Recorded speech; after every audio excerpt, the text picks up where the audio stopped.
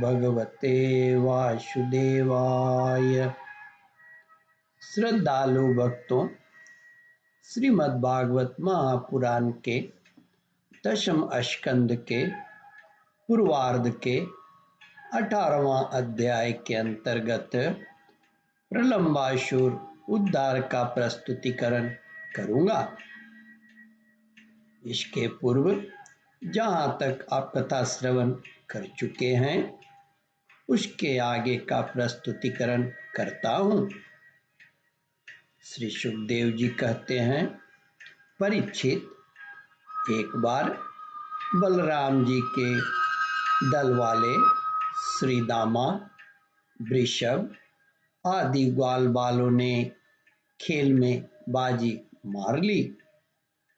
तब श्री कृष्ण आदि उन्हें अपनी पीठ पर चढ़ाकर ढोने लगे।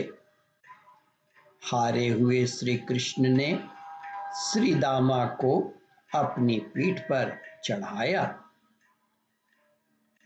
भद्रसेन ने वृषभ को और प्रलंब ने बलराम जी को पीठ पर चढ़ा लिया।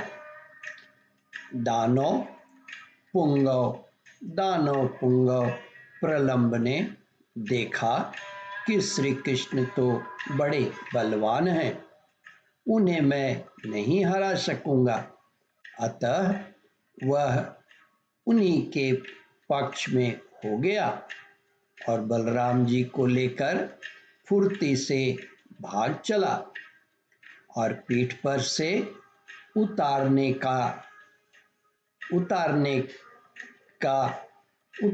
के लिए जो स्थान नियत था उससे आगे निकल गया। बलराम जी बड़े भारी पर्वत के समान बोझ वाले थे, उनको लेकर प्रलंबासुर दूर तक ना जा सका, उसकी चाल रुक गई। तब उसने अपने स्वाभाविक दैत्य रूप धारण कर लिया। उसके काले शरीर पर सोने के गहने चमक रहे थे और गौर सुंदर बलराम जी को धारण करने के कारण उसकी ऐसी शोभा हो रही थी मानो बिजली से युक्त काला बादल चंद्रमा को धारण किए हुए हो। उसकी आंखें आग की तरह धधक रही थी और दाढ़ें भौहों तक पहुंची हुई थी तथा दाढ़ें भौहों तक पहुंची हुई बड़ी भयानक लग रही थी। उसके लाल लाल बाल इस तरह बिखर रहे थे मानो आग की लपटें उठ रही हो। उसके हाथ और पांव में कड़े, सिर पर मुकुट और कानों में कुंडल थे। उनकी कांति से वह बड़ा अद्भुत लग रहा था। उस भयानक दैत्य को बड़े वेग से आकाश में जाते देख पहले तो बलराम जी कुछ घबरा से गए, परंतु दूसरे ही क्षण में अपने स्वरूप की याद आते ही उनका भय जाता रहा। बलराम जी ने देखा कि जैसे चोर किसी का धन चुरा कर ले जाए, वैसे ही यह शत्रु मुझे चुरा कर आकाश मार्ग से लिए जा रहा है।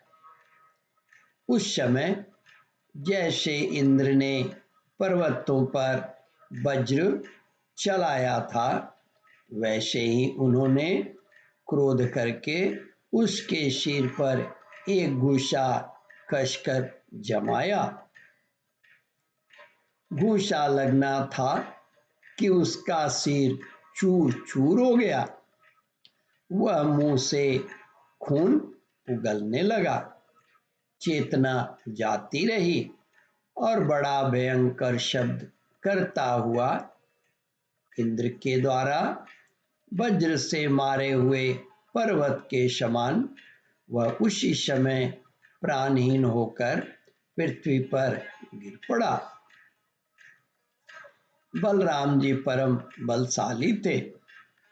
जब ग्वाल बालों ने देखा कि उन्होंने प्रलंबासुर को मार डाला, तब उनके आश्चर्य की सीमा न रही।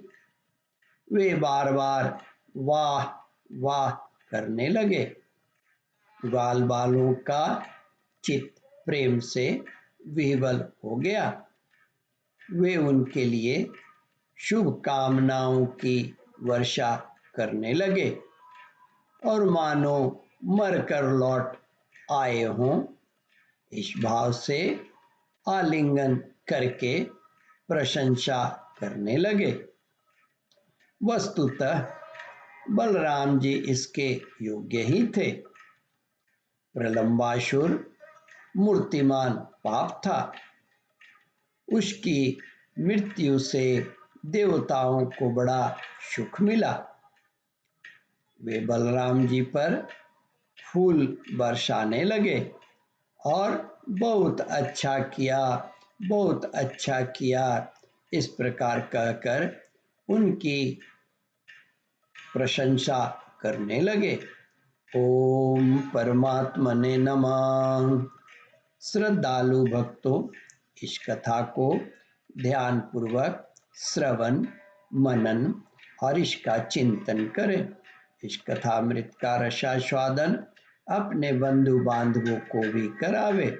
इस वीडियो को शेयर और सब्सक्राइब करें। ओम परमात्मने नमः।